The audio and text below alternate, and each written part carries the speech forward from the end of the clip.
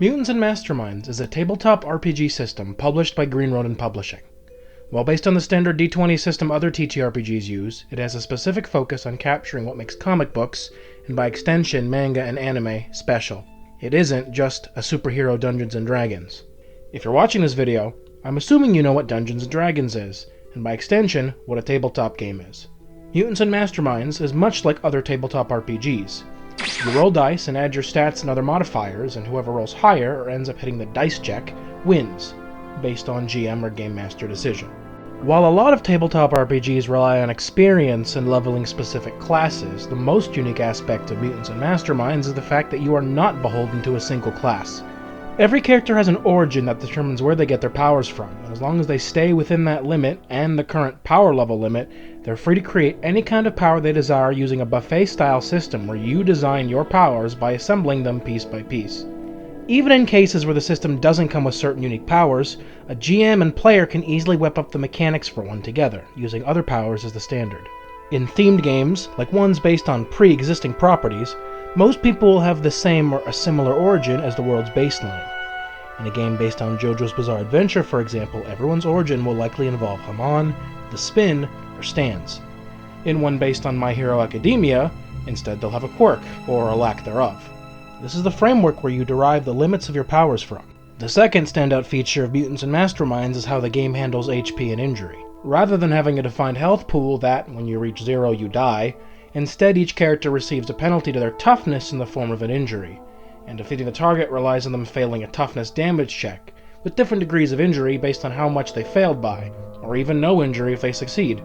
This leads to unpredictable and dynamic fights, where you're never quite sure which hit is going to be the one that does you in, and the same applies to your enemies. Of course, there are ways to help ensure victory, such as powers and perks you can purchase with power points. Some fights end quickly, and others go on for much longer.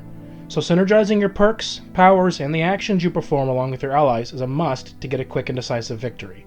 But you'll never be quite sure who luck favors. Of course, that is unless you buy the luck power. I think one of the best ways to exemplify this is to show off the game in action. I'm going to show off a quick build of two characters and then face them off in a battle against each other to demonstrate the system. I've been on a Naruto kick lately, so let's pick Zabuza Momochi and Kakashi Hatake. I'll be spitting a lot of jargon at you and leaving out a lot of behind-the-scenes stuff, so it's totally fine to not understand every detail. Kakashi Hatake is a ninja that specializes in all kinds of chakra techniques. For the purpose of this battle, he will have access to 4 techniques. Genjutsu Sharingan, a rank 10 affliction that can inflict the entrancing, controlled, and incapacitated status effects respectively. It requires eye contact, but with 1 rank of subtle it's very difficult to detect. The Sharingan, a set of visual sense powers, including acute vision that counters illusion.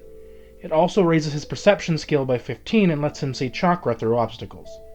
The Copy Technique, a very expensive rank 6 variable power that lets him utilize jutsu he's witnessed in the past and recreate them, with the limit that they cannot exceed the cost of 30 power points, as well as costing a move action to set up another copied power. The Lightning Blade, a damaging double whammy that inflicts injuries which are incurable, and penetrates special defenses. In addition, it inflicts 2 status effects, Impaired and Dazed, then Disabled and Immobile, and finally, Dying and Incapacitated. The drawback is this attack is very tiring, which limits its use. Kakashi also has the perk or advantage Skill Mastery, Perception, which lets him take a flat number for perception rolls instead of rolling. His rival is Zabuza Momochi, an assassin ninja that uses both ninjutsu and his weapon, the Executioner's Blade. He will also have 4 techniques. The Executioner's Blade, a special ability that functions more like an item. The blade increases damage by 5 ranks when used, has a 5-foot extra reach, but can be removed with a successful strength check. The Hidden Mist Jutsu grants concealment in a 30-foot area burst or sphere. Water Prison or Raging Waves Jutsu allows Zabuza to create water in a rank 10 volume equal to 2,000 cubic feet with an effective defense of 10 toughness. The Water Dragon Jutsu, a powerful, damaging attack that hits a ranged target and attacks in a 30-foot area burst. It also penetrates special defense. Both of these characters are power level 10, giving them 150 points to spend on their character sheet. Kakashi has spent 71 points on powers, and 1 on an advantage. so he can spend the last 78 raising his 8 main stats, or abilities, all to rank 5. Zabuza spent only 54 on his powers, so he spent 96 points to raise his 8 abilities to rank 6. This gives him a stat advantage against Kakashi, but the battle will still be determined by good dice rolls and strategy. The battle begins as both parties roll initiative. Kakashi rolls a 24, but Zabuza rolls a 26, getting him first in the initiative order. Turn 1. Zabuza sprints up and uses Water Prison Jutsu, attempting to trap Kakashi. Zabuza rolls 17 against Kakashi's Dodge DC 15. He succeeds in attacking Kakashi, however, Kakashi rolls Dodge 13 against Zabuza's Create power rank of 10, so he succeeds in evading the Water Prison. Zabuza thinks he captures Kakashi, but it's revealed to merely be a shadow clone. The real Kakashi appears behind Zabuza, attempting to strike him with a kunai knife. He rolls a critical hit for a 25 for his fighting roll versus Zabuza's DC 16 parry defense. Zabuza has to resist a damaged DC 25 injury, and he rolls a 23 on toughness due to a lucky dice, only taking 1 injury to his arm. A good effort, Kakashi, but not good enough. Turn 2. Zabuza takes a 5-foot step back and swipes his executioner's blade at Kakashi, rolling a 15 and just barely hitting him. Kakashi rolls toughness, getting a 20 versus Zabuza's damaged DC 25 attack. He also suffers 1 injury across his chest. Kakashi reacts to Zabuza by using his Genjutsu Sharingan. Zabuza barely avoids defeat with an 11 will roll against Kakashi's DC 20 affliction. However, he is still controlled by Kakashi until he can break free. These injuries will add up in the long run. I'll have to think of something to end this before then. Turn 3. Kakashi, controlling Zabuza through his Genjutsu, forces Zabuza to approach him and purposefully miss a volley of sword swipes, making it seem like Kakashi is much faster than Zabuza, as if he can predict Zabuza's moves before he can think of them, in an attempt to shake his confidence. This also puts him in Kakashi's attack range. Now that Zabuza's turn is over, having been wasted by the Genjutsu, he has a chance to detect this Genjutsu and potentially overcome it. He rolls an 18 for perception, failing to discover Kakashi's Genjutsu Sharingan, but he also rolls a 20 to resist it, just barely overcoming the controlling effect. Kakashi tries to use his athletic skill to gain some extra movement this turn, but only rolls 13, failing the check. He sacrifices his standard action for a second move action, moving 60 feet away from Zabuza. Running scared, Kakashi? Turn 4. Zabuza walks 30 feet closer to Kakashi before getting an idea. He raises one hand in the air above his head, and the other in front of him, raising his pointer and middle finger on both hands. He activates his hidden mist jutsu, creating a 30-foot wall of mist that obscures him from sight. Kakashi's Sharingan may still be able to see through the concealment due to its acute sensing, albeit barely. He pulls up his headband to use his Sharingan, casually taking a 25 perception check due to his skill mastery, which allows him to barely make out Zabuza in the mist. Turn 5. Zabuza begins his strongest attack, the Water Dragon Jutsu. After a series of hand signs, Zabuza's Water Dragon roars to life, rolling a 15 and striking Kakashi with a devastating DC 25 damage, assaulting the area around him with a deluge of chakra-filled water. Kakashi rolls a 14 for toughness, which results in a major injury. He's staggered, which means he loses his move action, as well as moving at half speed until he's healed. Another blow like that, and I'm finished. Unable to move, Kakashi tries a desperate attack. As an aside, normally it takes a move action to switch between powers on a variable power with the action advantage, but this is the first time this encounter is used as copy jutsu, and I personally allow the first one to be free. The attack is also a little weaker, lacking the penetrating damage, but it'll work plenty. Using Zabuza's Water Dragon as a cover, he copies the attack, replicating its hand size. Zabuza's Water Dragon is subsumed by Kakashi's own Water Dragon jutsu, which assaults him with an equally powerful torrent. Kakashi rolls 18, which is enough to hit. Zabuza rolls 13 toughness versus DC 25 damage, which results in him being just as damaged as Kakashi. I have to end this, now. Instead of copying your techniques, I'll use one I made myself. Lightning Blade! Kakashi rolls athletics, getting a 17 and boosting his movement speed back up to 30 feet for this turn. He then uses extra effort, which will fatigue him at the start of his next turn. This grants him an extra action this turn. He then activates his lightning beam, using a charge attack action to move his full speed and attack using only one standard action, at the cost of a -2 to hit penalty. He rolls a 21 to hit for DC 25 damage, DC 20 affliction. Zabuza rolls toughness 14, which results in 3 degrees of failure. As he had suffered 2 staggering injuries, he is incapacitated by the attack. For fun, he also rolls against the affliction, again getting a 14, which would leave him disabled and immobile had the attack not defeated him earlier. Zabuza's chest is pierced by Kakashi's lightning ray, leaving him dying and incapacitated on the floor. Zabuza looks up at Kakashi's downward glare as his vision begins to fade away. Even if he were to survive this injury, Kakashi could easily finish him off when he was unconscious. It's over for the Demon of the Mist.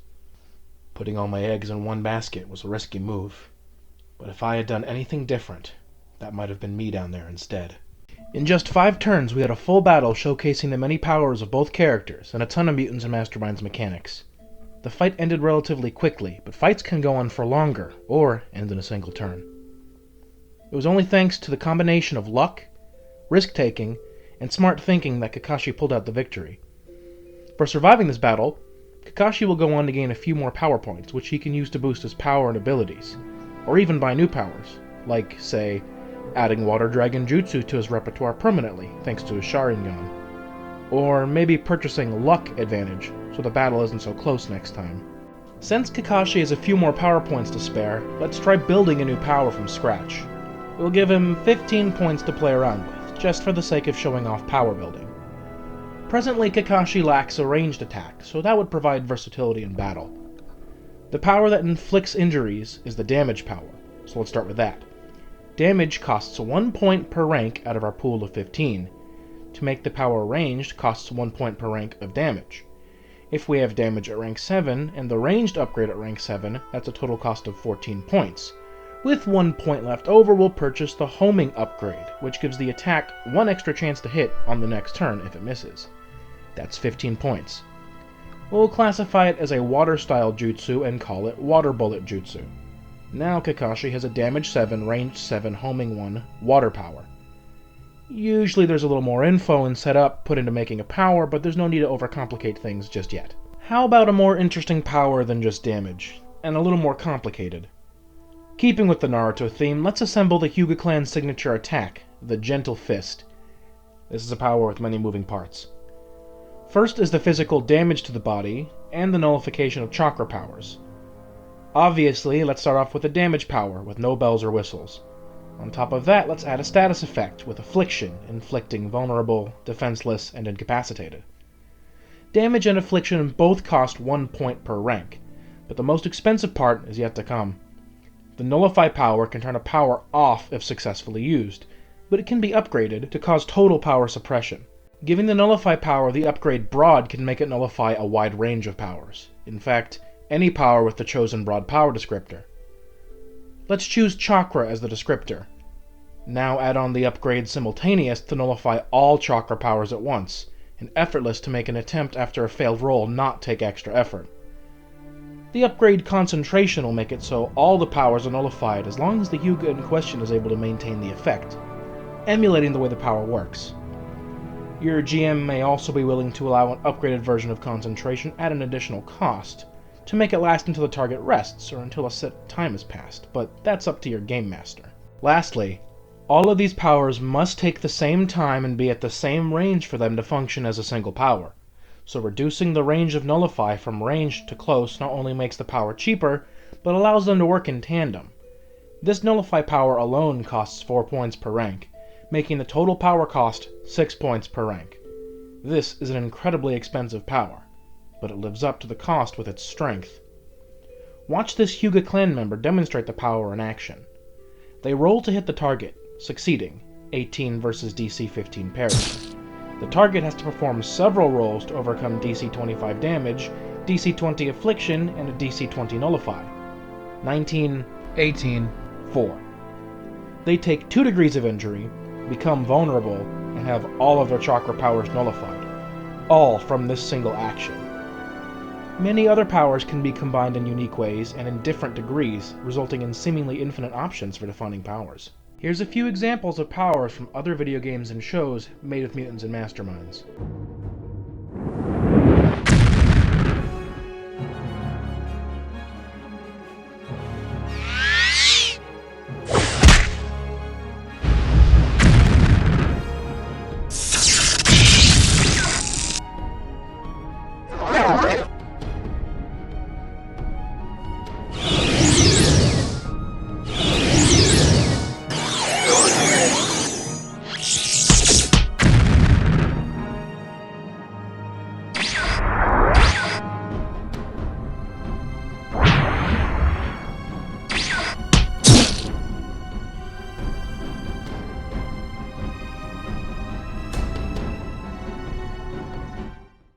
For those wanting to look into Mutants and Masterminds, head to greenronin.com and maybe head on over to the store.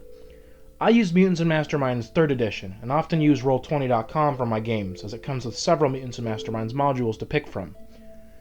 My personal preference is Mutants and Masterminds 3rd edition under the Mutants and Masterminds section.